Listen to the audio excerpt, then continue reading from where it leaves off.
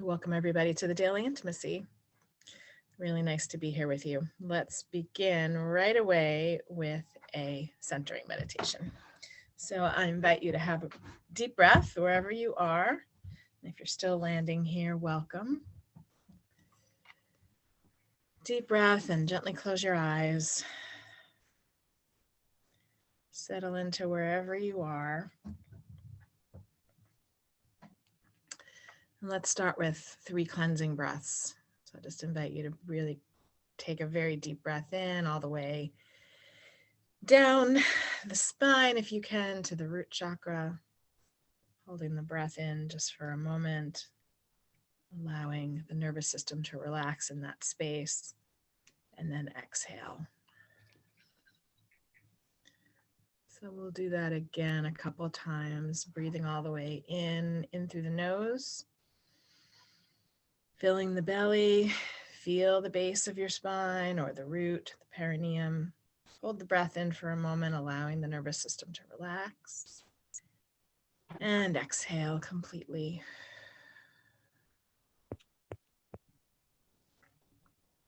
And again, a nice deep breath in. Holding the breath after the inhale. And then an exhale when you're ready. And if you do have any little movements that would feel good this morning, please do them to support yourself and your body and your awakening, literally. And while you're doing that, I'm just going to ask everybody who feels called to hold my friend, and for some of us on the call, our friend Mitch Cohen. Some people know him as Pasha or Pashwari. Just holding him in the light right now as the doctors work towards supporting him and breathing on his own. He's young, he's 53, he's a drummer, very vibrant, healthy being. And I think my sense is he's caught. He's not sure whether to go or come back.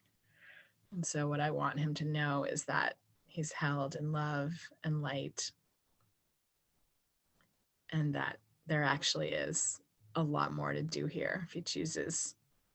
That's a very big turning point for him in his life, and I think it's scary. And I want him to know that it's okay.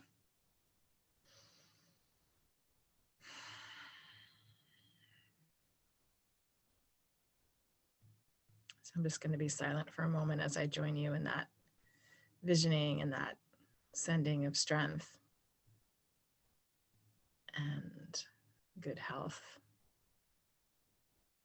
And and the knowing.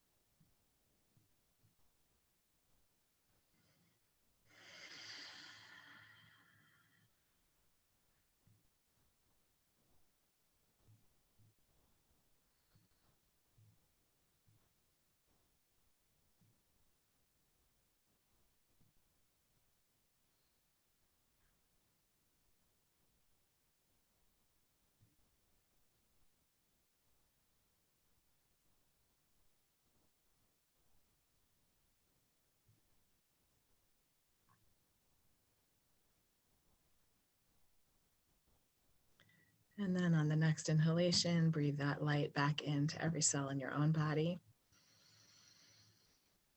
allowing you to also know the truth of yourself, that you are the gift, you are the light, and you bring it wherever you go.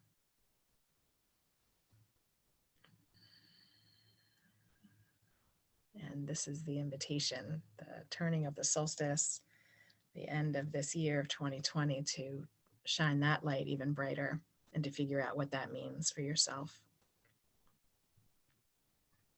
No longer time to play small.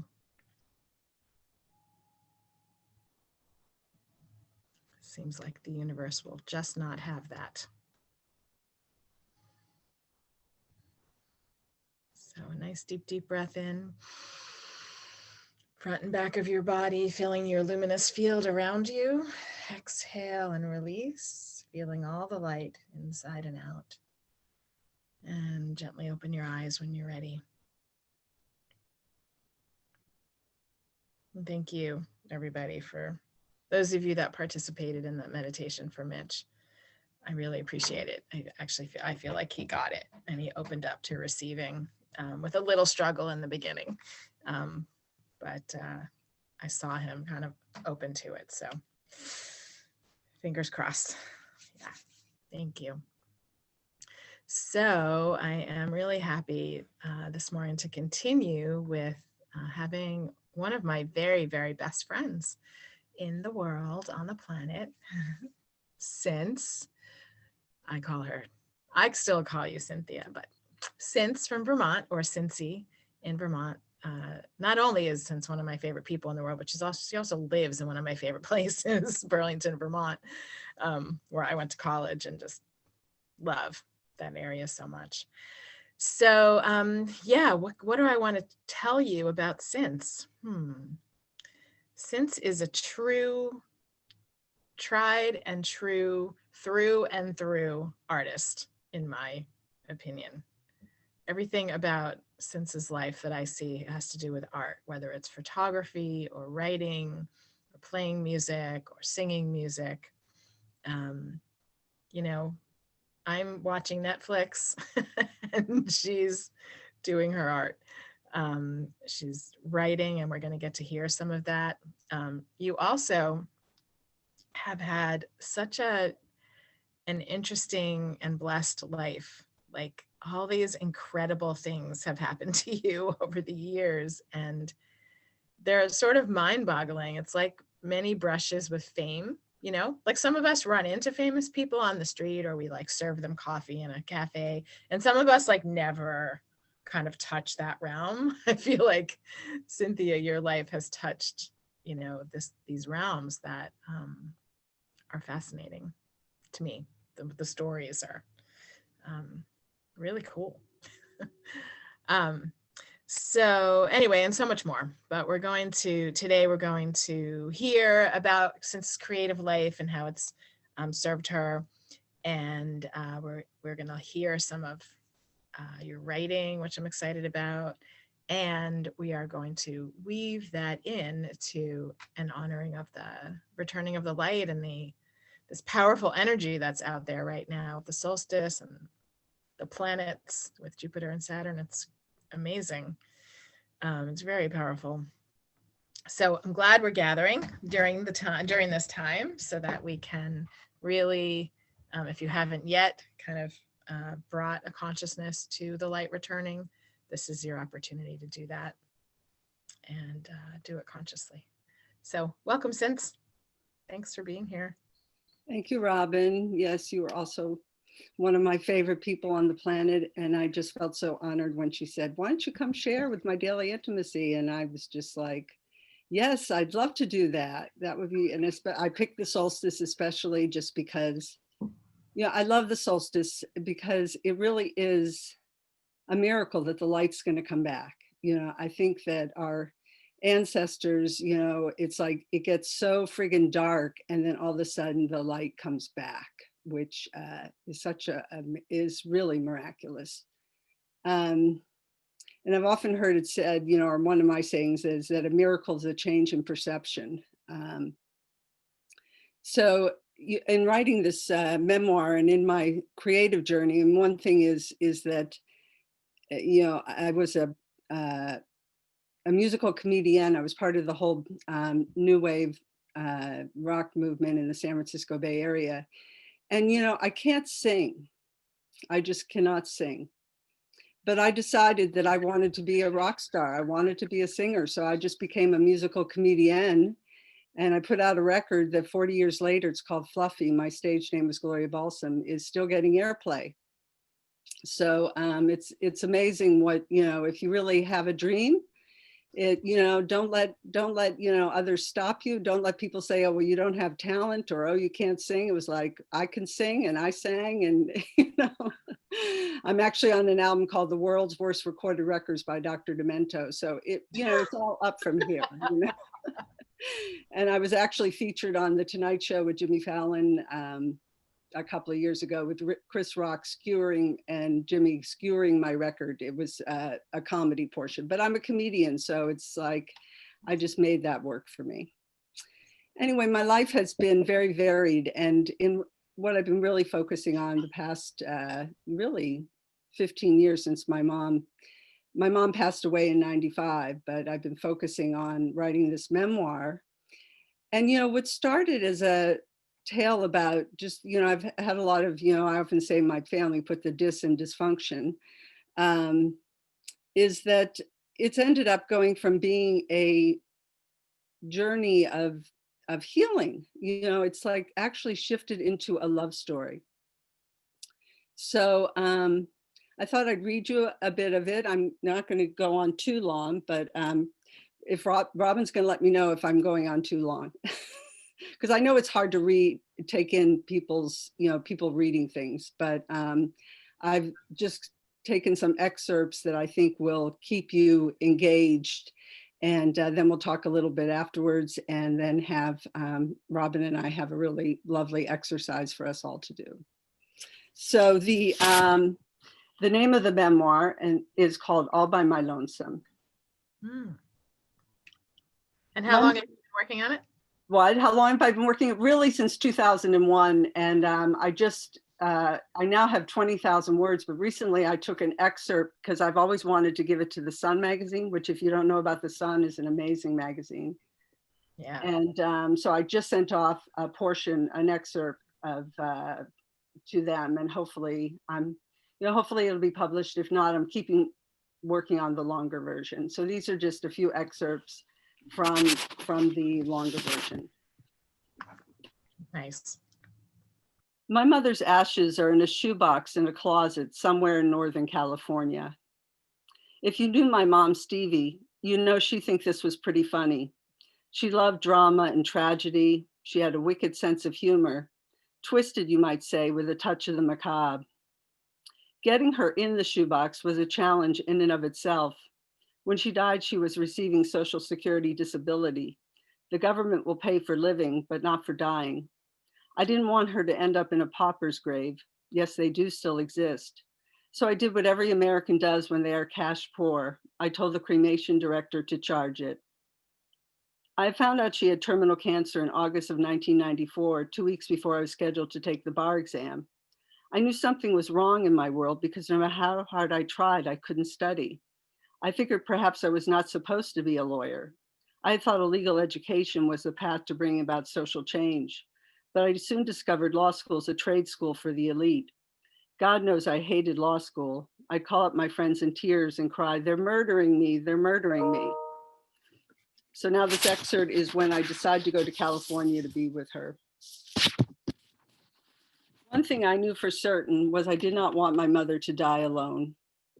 Originally had been only us. My mother was a single mother in 1954. My biological father abandoned her when he discovered she was pregnant. It was just as well. She really didn't want him to be part of our lives. Then when I was 3.5, she married Albert, the father who raised me, and then they had my half siblings, Calliope and Johan. But Mom was not alone. She had found herself a cowboy named Denny. They had met 7 years ago at the big main library in downtown Oakland, not far from Lake Merritt. They were both living on the streets. Figures my mom would go to the library for refuge. That's where she always sent us kids when she was stuck at work or school. Go to the library, she'd say, wait for me there. The Oakland Library is surrounded by gigantic hedges, which created a perfect cover for Mom to camp out with her sleeping bag. Then in the morning, she'd head inside the library, use the bathroom, and do the crossword. Denny says he noticed her first. Your mom's got a lot of class. They like to do the same things, read, do word puzzles, and drink.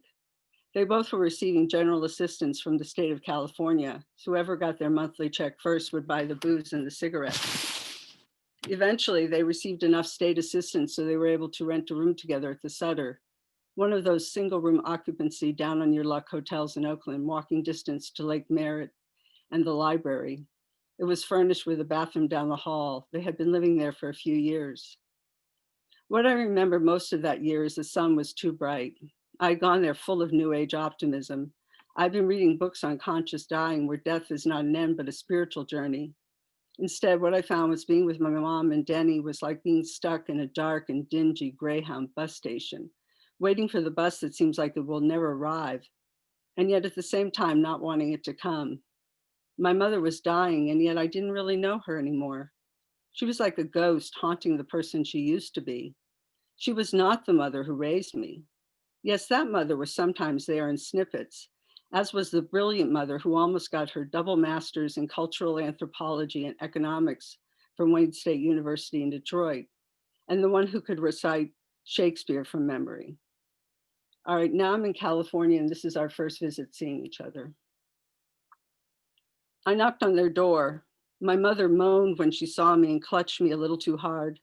"Oh God, you've come. The Baron has returned," cried Denny.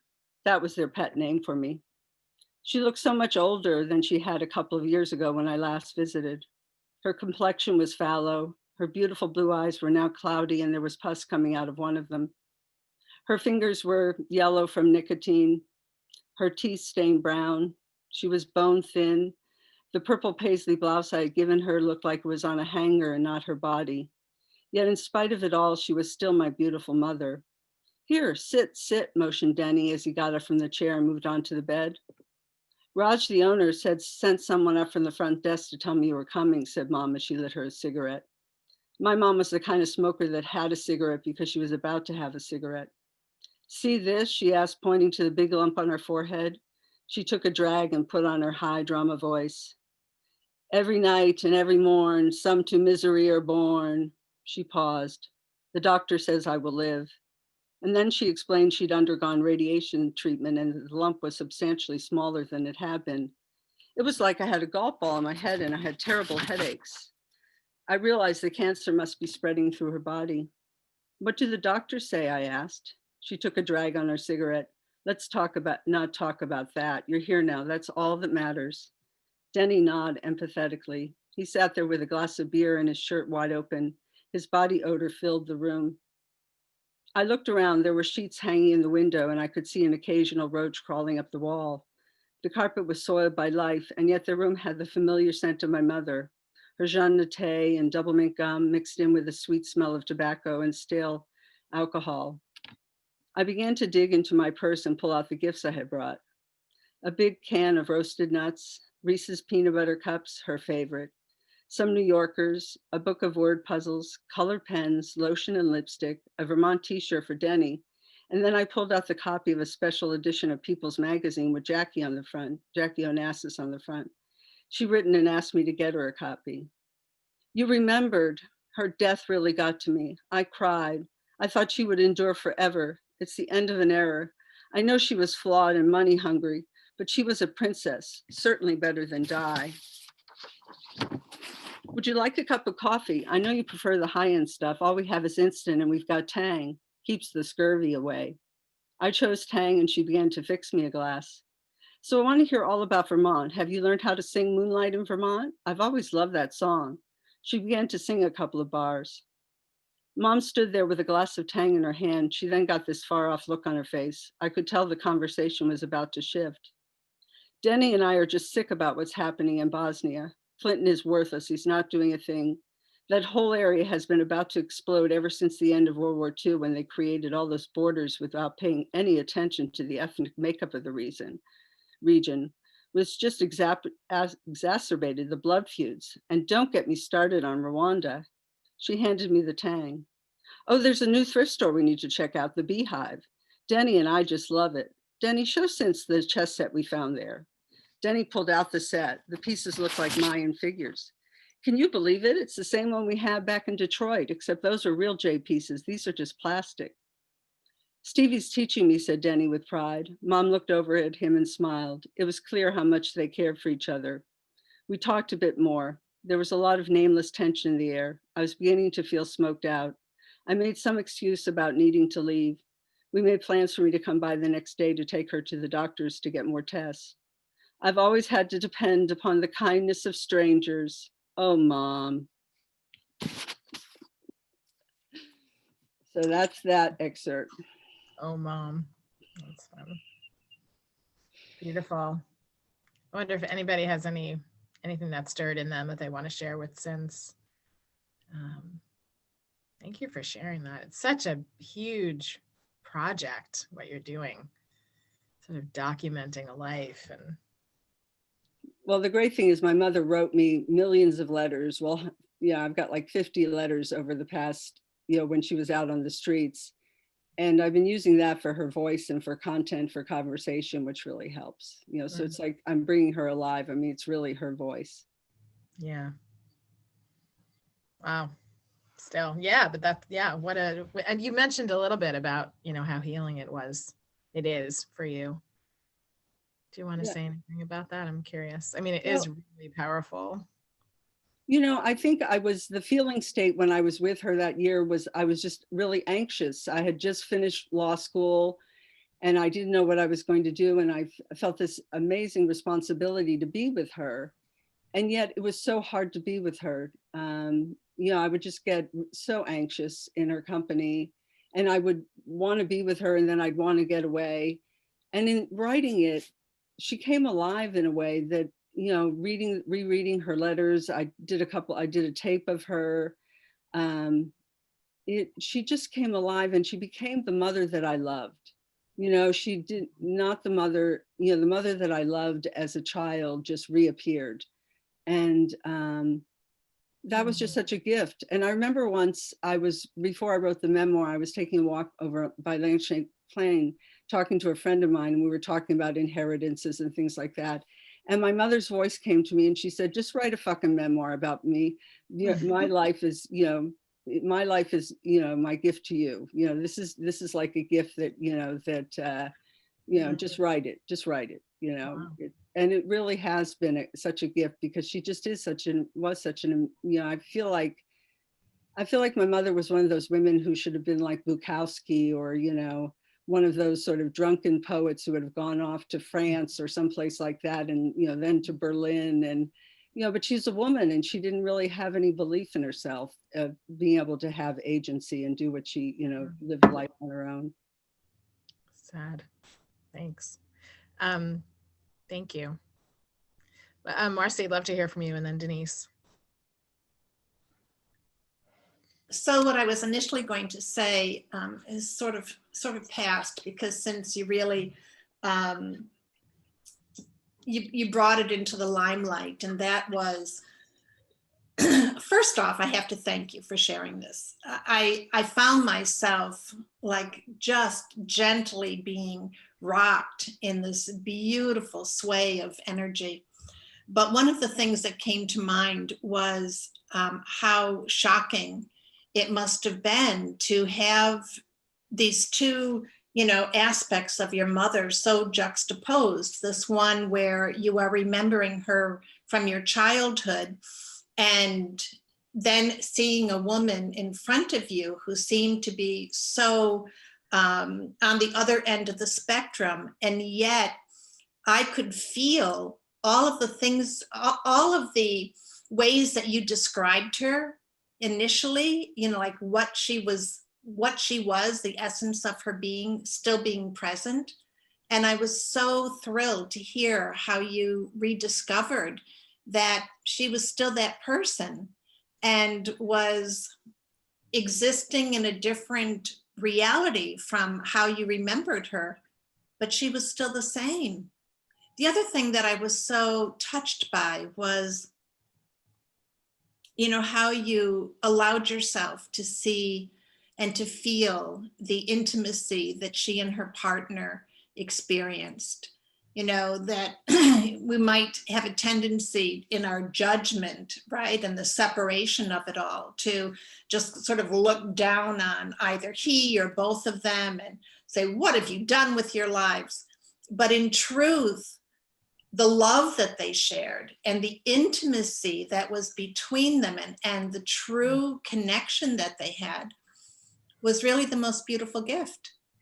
And yeah, I mean, I feel very blessed to have heard those excerpts, and I look forward to reading it when you're finally finished, whatever that is. But it was beautiful. Thank you so much. Thank you. Beautiful. Let's hear from Denise, and I want to highlight Steve's comment in the chat. I think similar to Marcy, what I initially was going to say is past and then got usurped by the thought in my head now. I was really struck by your empathy with your characters, or your mother and her friend. As uncomfortable as you say you were really quite empathetic in the writing, and not, as Marcy was saying, just not judgmental. They always say great writers love all their characters, the good ones, the bad ones, they understand what is driving them to be that way. I also think it was really, I was also really drawn into your story. I became very interested. I love your use of metaphor and description was not obvious, which kind of kept my curiosity. I also think it's really poignant that you read that to us at this time of the year. I always think at this time of the year of people that I've lost, and of people I know who have lost people that they love, especially. And I think it's really hard when everyone's trying to be so happy, when you remember the people that aren't here with you anymore. And also the dichotomy that you showed, which is the loving of someone when they were at a certain stage of their life, and then seeing where the arc went and having to accept that as well, and hold that all that was the story of that person, not just the part that you hold up and admire, that it's all part of their story ultimately. And again, to do that without judgment. So thank you. That's all I wanted to share. Thank you. Thank you. Whew, beautiful. I feel really touched by what you read, and also by the shares in the chat. Thanks, Cynce.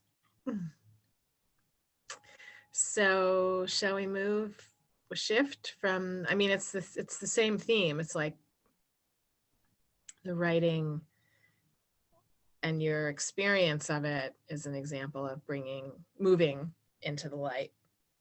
In this case with, the relationship with your mom and how you saw her. So we can bring that right into the solstice.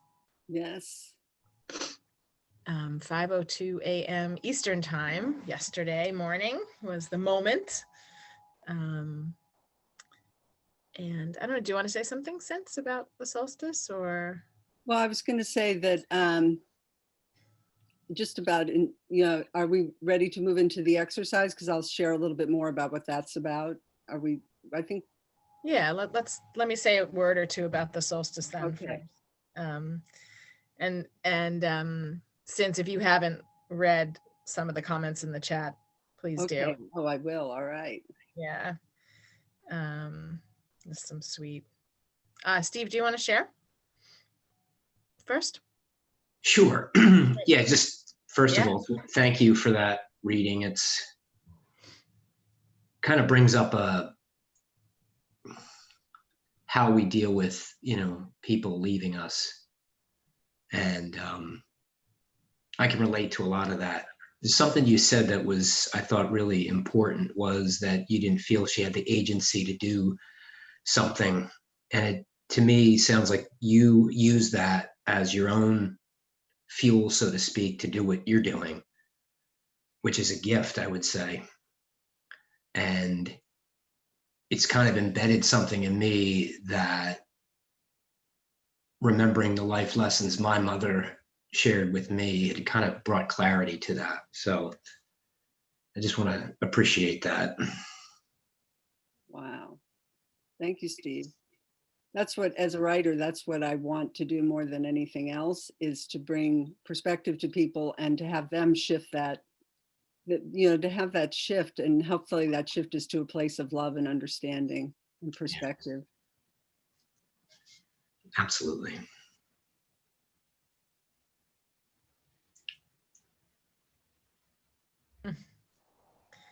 I feel so touched by this conversation. I'm like moved to tears. I think part of it for me is like, I so love how you have all these letters from your mom and her voice and her story. And it's, for me, powerful because my mother passed when I was really young. So I have like this much story and I wish I had more. And I think the people who are holding the stories are some still on the planet, but some not. And anyway, it's, for me personally, just beautiful to know that you've taken this on and that you're doing it, and that it's bringing so much to, on so many levels, right, that we can't even name them all, to everybody who's listening and who will read the book in the future and the Sun article. Yeah.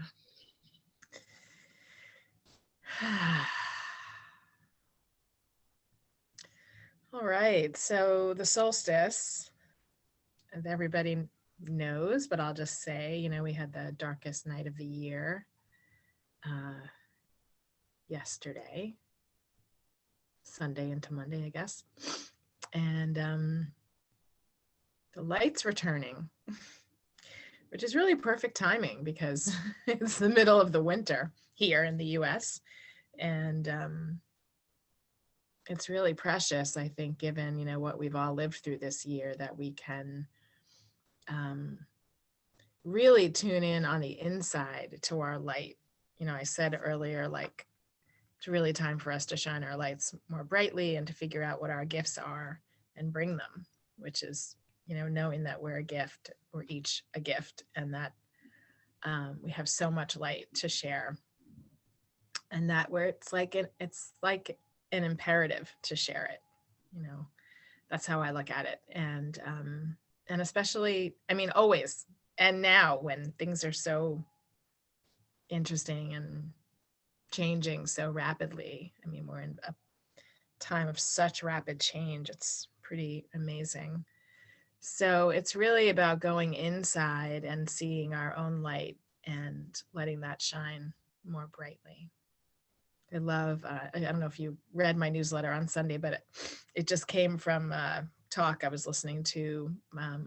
The guru of the ashram where I go to, we meet with him every Sunday, and he was talking about the lotus flower at our heart center and how, like, it's time now to be with it closed so that we can be inside ourselves and in our hearts, and fostering that connection with our divine selves in the way that resonates for you, connecting with spirit, your own spirit, and then preparing to come out into the light more strongly.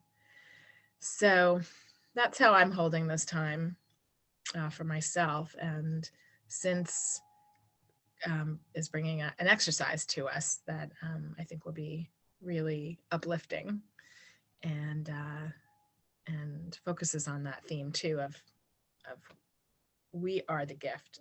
I am the gift, you are the gift, wherever you go, which is quite a statement, right? Like, that's a big statement, and it's true. And so I really encourage you to think about that and see how that feels when you hear it, and when perhaps you say it to yourself. I am the gift, and I bring my light wherever I go, and to everybody who you're connected with. So we're going to move into gifts and sharing. I'll turn it over to you, Cynce, to describe the exercise. Yeah, so this exercise came to me as I was pondering gifts and giving gifts, because to me, I love gifts, but they're more the gifts of heart. So the way this exercise will work is that we're going to gift each other. So we'll have be in pairs, and we're going to give each other. So an example would be, Robyn, I give you the gift of peace. And then Robyn will close her eyes or just take in where in her life she needs that gift of peace. And once she feels like that's really landed in her body and she really feels it, she'll say thank you. And then we'll shift to then she'll shift and she'll offer her partner, you know, I give you the gift of compassion or light or joy or whatever, you know, sunshiny days, you know, whatever comes up for, you know, in that moment. And it should just be spontaneous, just, you know, and just go back and forth. And we'll do about 5 minutes or so, and then come back. Yeah, we'll do like 5 minutes total. Yeah, 5 minutes total, and then come back into the bigger group and see if we have, you know, gifts to give each other. Community gifts. Yeah. Community gifts. It's the perfect end of 2020 daily intimacy exercise to highlight the gifts. I love it. Okay. I said that and I didn't create the breakout rooms, but it'll only take a moment. So we're going to try for, it'll be 2 to 3 in the room. I really encourage you to go. You know, sometimes people stay in the main room, and that's okay. You can stay in the main room if you don't want to go to a breakout room. But this is 5 minutes, and it'll be lovely to connect with somebody and to give and receive gifts. And if you're on, just setting up my timer, if you're on audio, you can still go to the breakout room and you can still stay in audio. You don't have to turn your video on if you're somebody who doesn't have your video on and can't have your video on. You can just stay in audio and do the gift back and forth. So, so it's just a back and forth, almost like a tennis match. You say something, person who receives it lets it sink in, acknowledge, and then shares one back and forth. Okay, I am going to, okay, I'm gonna, yeah, so there's some 2s and there's some 3s. So I'm just gonna add a room and do, okay. Cynce, don't go unless you want to. And we'll see you back here in 5 minutes.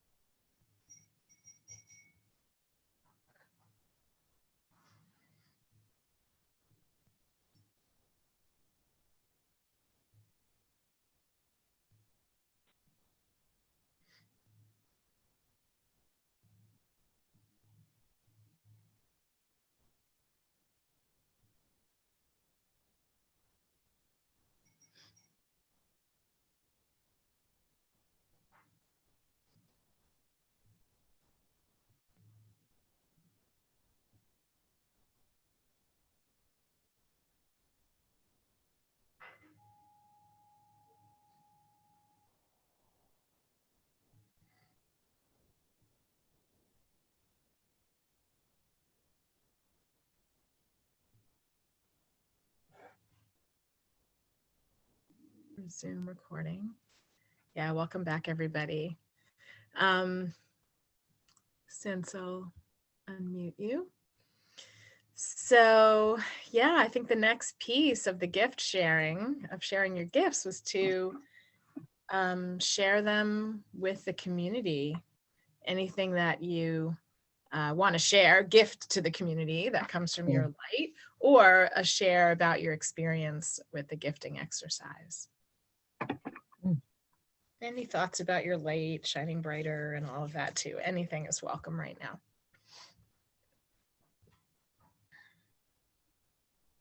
So just put me in the chat. Okay. Yeah, if you want to be the one sharing, put me in the chat, and then we will hear from you. Beverly, was that you? Oh yeah, no, I was talking to you when I was on mute. So you got one too? I'm in mine. I love it. Mm. Yeah, Any- and you got the same one where you're not completely submersed, right? You're half in and half out. So, Yeah, we're talking about a sauna, which we were talking about on the break. yeah. Any gifts you want to share with the community that you shared in Yeah. your breakout room, and then we'll hear from Denise and Lydia. No? Okay. How about turn it over to Denise? That was one of my favorite exercises. I think it was very, it was very kind of improvisational and imaginative. And I really loved it. And I thought the people in my room were actually really empathic. Like the gifts really meant something to me. They were picking up on something out in the vibe. So I really appreciated that. I don't know, I liked all of them. I liked all the gifts that I got. I can't pick one, but I just wanted to thank the people in my room. They were beautiful and really made me happy. Thank you. Sweet. Sweet. All right. How about you, Lydia? Love to hear from you. I was surprised how fast the time went because we weren't rushed when we were talking. We were really just breathing in each one. It was this delightful slowness to it, I guess I want to say, but that usually is attributed to something negative. But it was like, oh, okay, just slow down, think about it, take it in. And I enjoyed that. It felt like going from being in New York City to being out in the Midwest or something on a farm and just taking each step at a time. So I really enjoyed that. And I think a gift to the community, I gift you with self-compassion.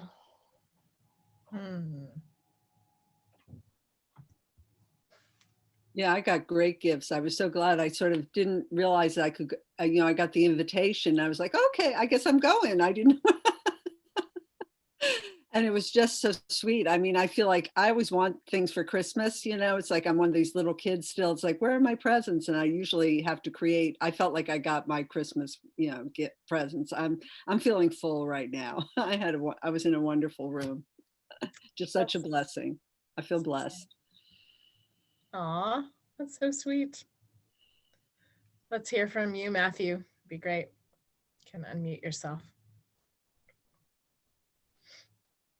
Sorry, I was muted.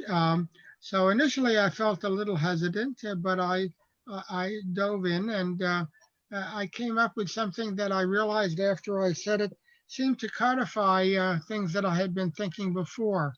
And it seems that our thoughts, our imaginary thoughts, the thoughts that we just choose to think about, a spring day or a lake or whatever, or positive interactions between people, has some positive effect and influence over our real emotions beyond just those fleeting thoughts.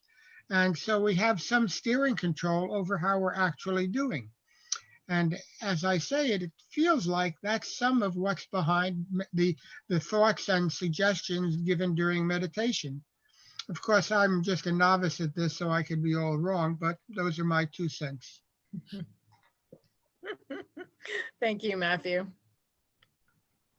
Nice. Anybody else? I'd love to hear. Steve.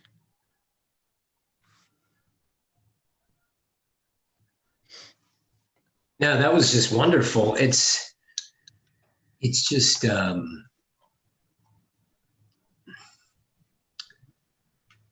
it's amazing how close our gifts are. And I found it as we went on, very, first of all, grateful for the group I was in, but it became easier. The gifts just kept coming up. And I think I said something in the chat about like, we don't need a season for giving per se. And I don't want to overlook that during this time of the year. And it's a gift to give, I guess, like it just feels so good to give gifts. That's,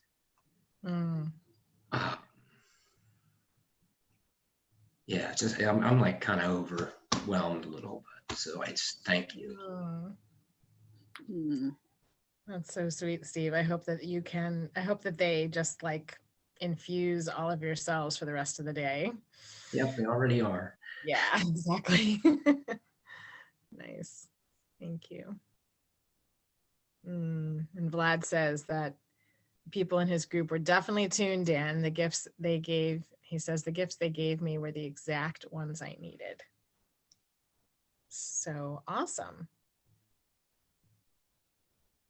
I love that. Beautiful.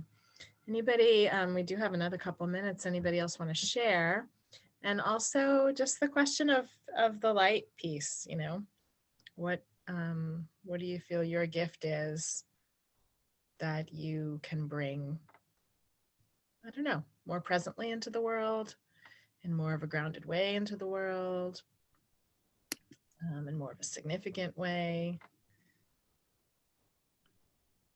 Best place to look is like where you're holding yourself back or where you've been telling yourself, you know, it's not okay. And I just want to tie this right back to one of the things I love about you, Cynthia. And that is that, you know, you're like, I'm not a good singer, but I'm going to still record a song and make it, not make it, but, you know, and make it famous. And I'm just going to put myself out there and add the little comedic piece, you know, that feels resonant for you. But there are so many people who would say like, oh, I'd love to be a recording artist, but I'm not a good singer and just never do anything, you know? And I think there are so many ways that you bring your light, you know, your pictures, your photography of flowers. I mean, if you go to Cynce's Facebook page, which maybe you want to put into the chat if you have a link, so many beautiful, gorgeous photos. It's ridiculous how gorgeous they are. And you just keep bringing your light in these ways. And, you know, you've been writing this book. It's such a wonderful testament to like what you said earlier, you know, I'm just going to do it, you know. Yeah, So, I put my website in the chat. oh, great. Or feel free to friend me if you want to. Mostly all I post is photographs and music on occasion. So we should put your full name Cynthia E. Frantz. in the chat so people can see it. Yeah, well, I really encourage, I'm doing this thinking myself, and I really encourage you to join me in thinking about that question. You know, it's a really good one because, you know, it's a big playing field out there. And we've got time now more than ever. So I don't know, invite you. Oh, great to hear from you, Margaret, right now. That would be great. Hi, just really quick. Thank you. Since I want to thank you for sharing your writing today. Like your writing immediately transported me in a way that reminded me of how I fell in love with literature as a child, and how it touches me in the place where I'm gifted as a writer.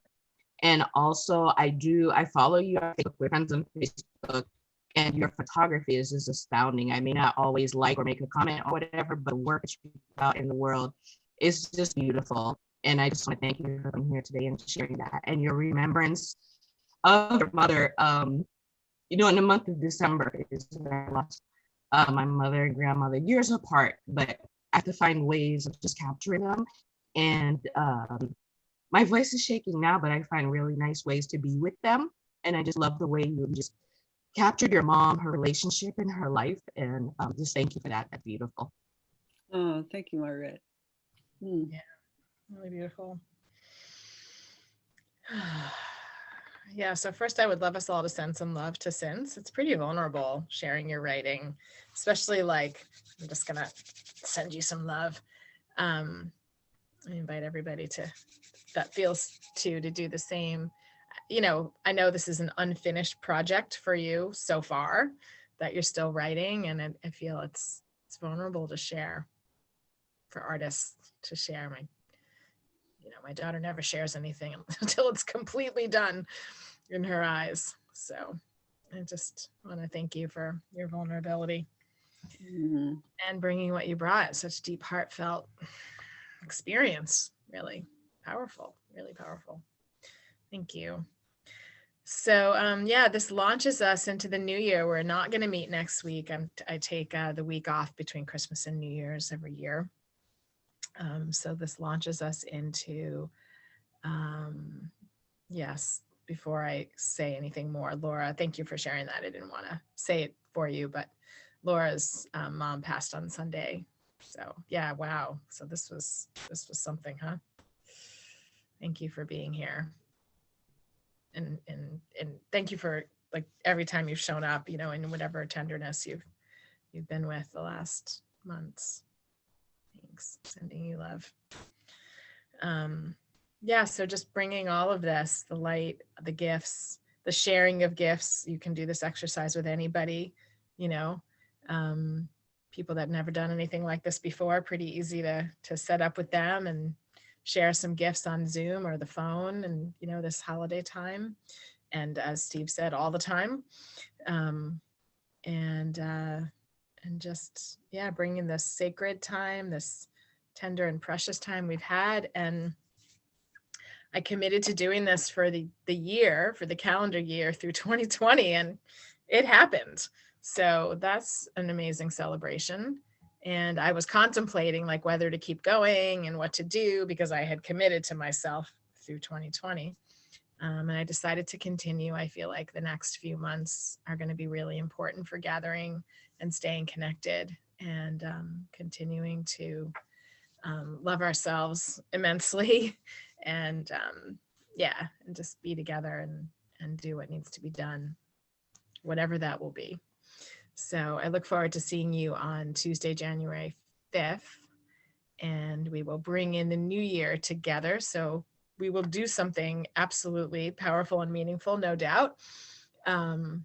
So that will be directly with me on that day. So come and bring friends and family, whoever, you want to join you here in this community, and just wishing you all a blessed end of the year and a very conscious, healing, awakening, light-filled time in the next 10 days, 2 weeks, and on from there. But for now. So blessings, everybody. Thank you so much for being here. Really, truly such a gift to me. The gift to me is that you come, you show up, and I get to share my light and my gifts with you and bring in all these amazing people. Thank you for your support and your love. Blessings. Namaste. Have a wonderful day, and I'll see you in 2 weeks.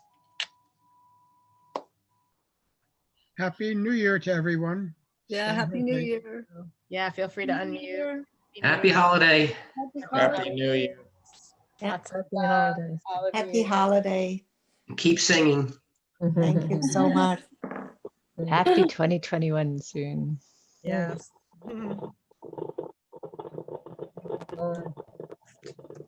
It's a beautiful day, everybody. Yeah. Yeah.